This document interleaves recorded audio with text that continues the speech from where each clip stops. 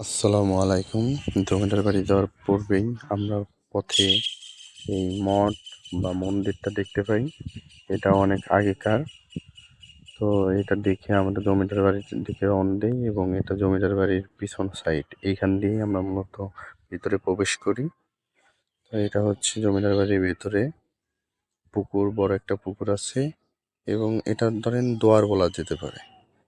তারপরে আমরা ভিতরে ঢুকি, ভিতরে ঢুকে চারপাশ দেখি। এটা জমিদার বাড়ির ভিতরের অংশ। এটা একটা রুম, যে রুমে অন্ধকার আছে, ভয় করে, গা ঝিমঝিম করে। তারপরে আমরা আস্তে আস্তে উপরের দিকে ওঠার চেষ্টা করি। তো আমরা দোতলার দিকে যাচ্ছি। অন্ধকার থাকায় আমরা মোবাইলের আলো জ্বালিয়ে তারপরে উঠি। তো এখানে আমাদের সবার একটু ভয় করছিল, যেহেতু অনেক পুরাতন বাড়ি। এখানে আমরা এই তিনজন ছাড়া আর কেউ ছিল না। তো তারপর আমরা দোতলায় যাই।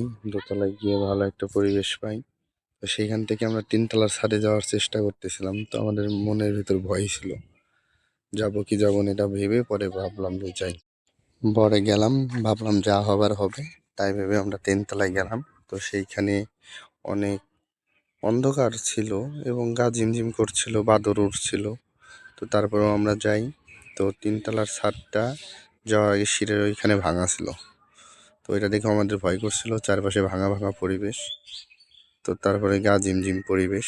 তো এটা দেখে ছাদে যাই। ছাদে যাওয়ার সময় দেখি অনেক লতা পাতা, এর ভিতরে বিচুটি পাতাও ছিল, যেটা আমাদের গায়ে লেগে অনেক আমাদের চুলকাইছে। তো সেইখান থেকে, ছাদ থেকে তাদের জমিদার বাড়ির ভিউটা অনেক সুন্দর ছিল। তো এটা হচ্ছে জমিদার বাড়ির সামনের দিক। তো এখানে একটা কুয়া আছে। তো এটা আপনার আগের ভিডিওতে দেখাইছি, এই ভিডিওটা। তো এটাই ছিল আমাদের রাজবাড়ির জমিদার বাড়ি, পাচুরিয়া এটা।